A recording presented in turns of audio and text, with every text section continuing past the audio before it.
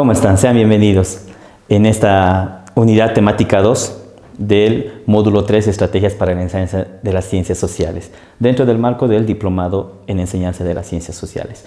En esta unidad temática 2, donde se va a hablar de la neurodidáctica y las estrategias para la elaboración de recursos educativos en ciencias sociales, lo que se pretende es que ya poco a poco el docente empiece a concretizar los aportes de la neurociencia, de la neuroeducación, en lo que son las ciencias sociales y dentro del nivel secundario, porque cada disciplina que enseñemos pues tiene sus propias singularidades y en eso tendríamos que adecuarlas como tal. Entonces, como introductorio de lo que se va a hablar va a ser de la elaboración de recursos neuroeducativos, ¿no? Entonces, ¿pero qué entendemos por recursos neuroeducativos?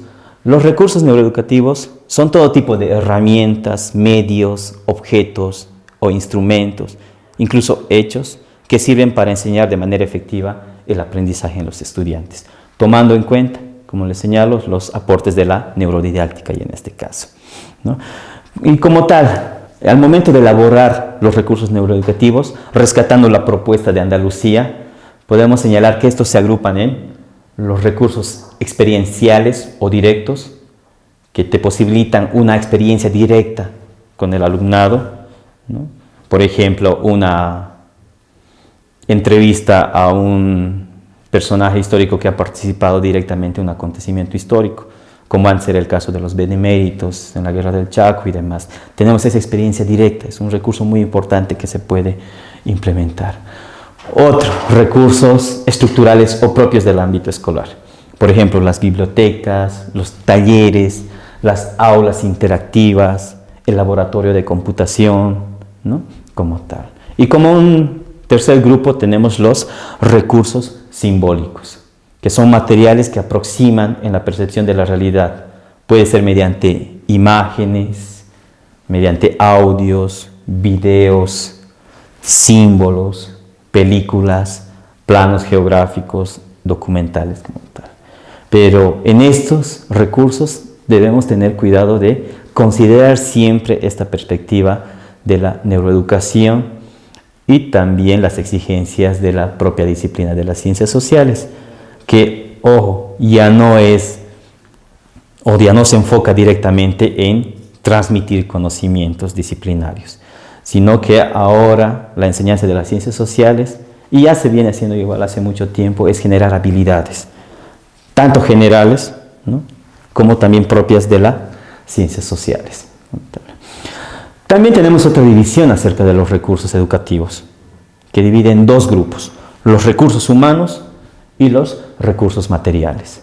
Los recursos humanos, por si acaso, no son el docente ni sus estudiantes, ¿no?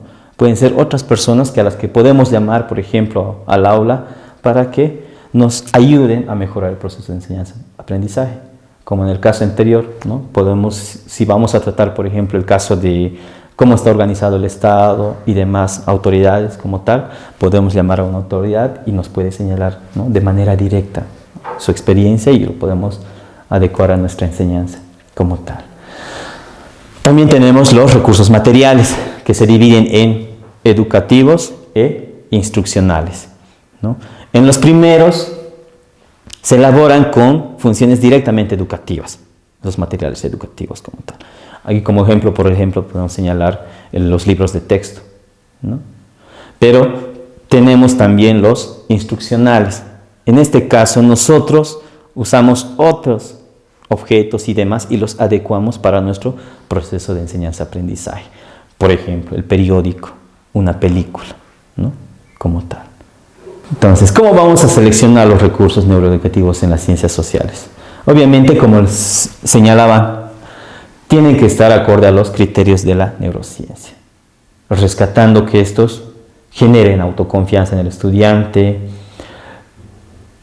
generen un espacio de emotividad, un ambiente lúdico, ¿no?, donde sea, ¿no?, divertido enseñar las ciencias sociales y no las clases aburridas a las que generalmente se asocian con las clases de las ciencias sociales como tal, ¿no?